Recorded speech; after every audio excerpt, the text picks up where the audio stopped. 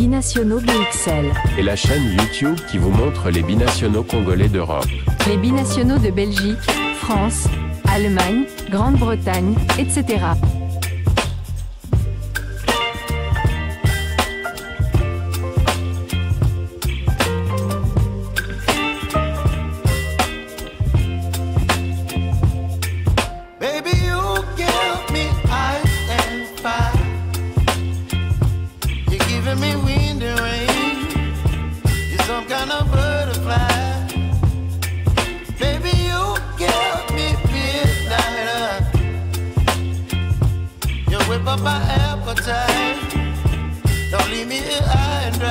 À tous, vous êtes sur la chaîne Binationaux BXL et nous sommes le samedi 3 mai 2025 à la livraison de ce matin, la première livraison du jour. Nous allons aller du côté de l'Égypte où se déroule actuellement la CAN U20.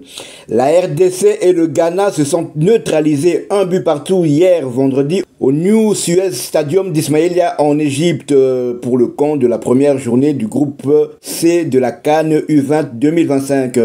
Dans une partie rythmée, les Congolais ont ouvert le score contre le cours du jeu avant l'égalisation des Blacks Satellites dans la première demi-heure de jeu. Les deux équipes mettaient beaucoup de rythme d'entrée. Le Ghana encore plus.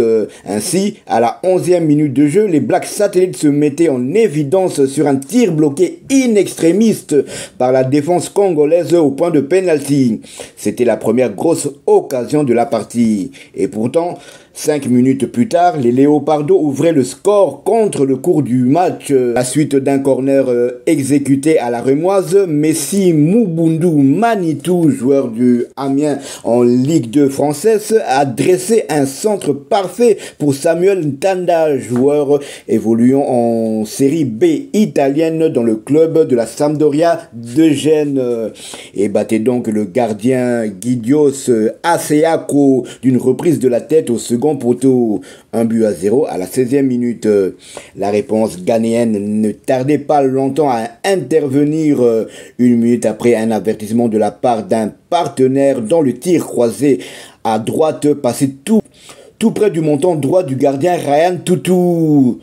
Moussibao Aziz égalisé en effet pour les siens. L'avant-centre de Dreams FC jaillissait au premier poteau pour couper dans l'angle fermé un centre provenant de la gauche.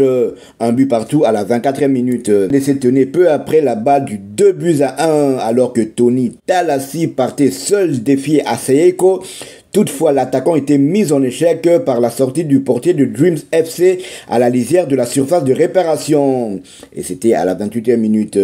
Et à la 32e, c'était au tour du Ghana de se trouver en position de prendre l'avantage. Cette fois-ci, le porteur du ballon tergiversait à droite et se faisait reprendre par la défense congolaise. Petit à petit, le rapport de force basculait en faveur des Ghanéens, les meilleures situations s'inscrivant davantage à leur crédit.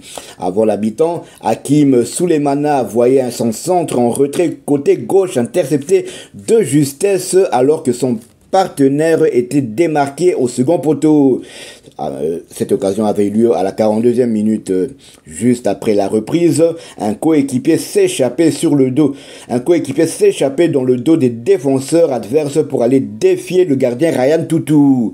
Sa frappe croisée passait à côté du montant droit de ce dernier. Si la suite donnait lieu à un mano à mano, aucune des formations ne parvenait à planter le but de la victoire. Tandis que le ballon en retrait du rentrant Jerry Afrié ne trouvait pas le preneur au second poteau alors qu'il avait effacé le gardien Ryan Toutou à gauche à la 80e minute. Chimanga, sorti du banc un peu plus tôt lui aussi, n'avait pas plus de réussite côté congolais à la 82e minute. Résultat, les deux équipes se quittent dos à dos et pointent désormais au même pied d'égalité que le Sénégal et la Centrafrique, lesquels sont séparés un peu plus tôt avec un seul point, eux aussi sur le même score de 1 but partout.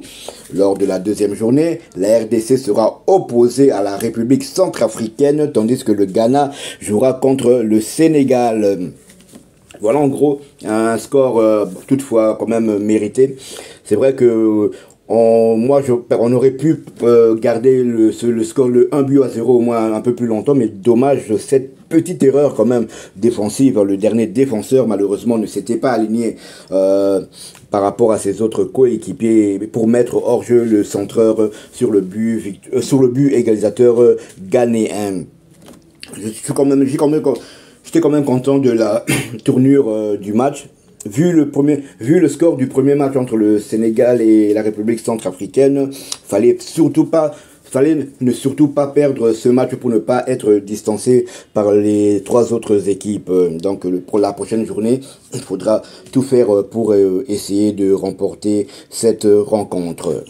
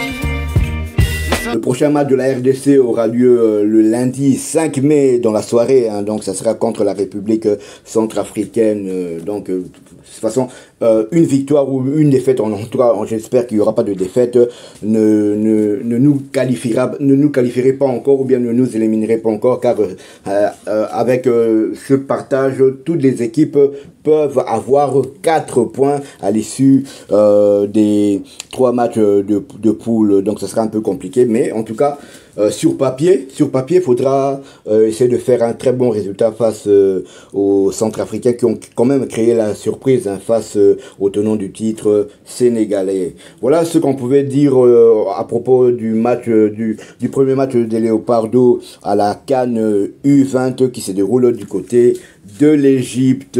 Si vous avez aimé notre numéro, laissez-nous un maximum de likes, et pour ceux qui ne sont pas encore abonnés à notre chaîne, faites-le, et dès que ce sera fait, activez la petite cloche de notification afin de ne plus rien manquer de nos prochaines éditions.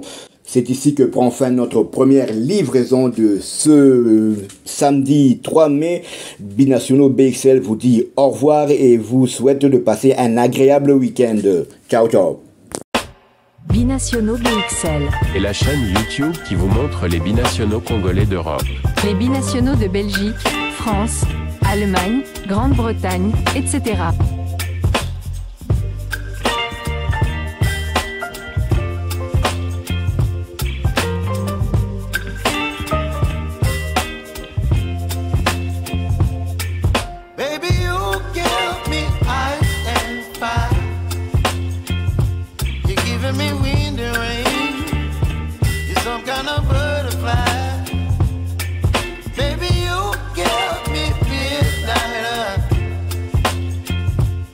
Whip up my appetite.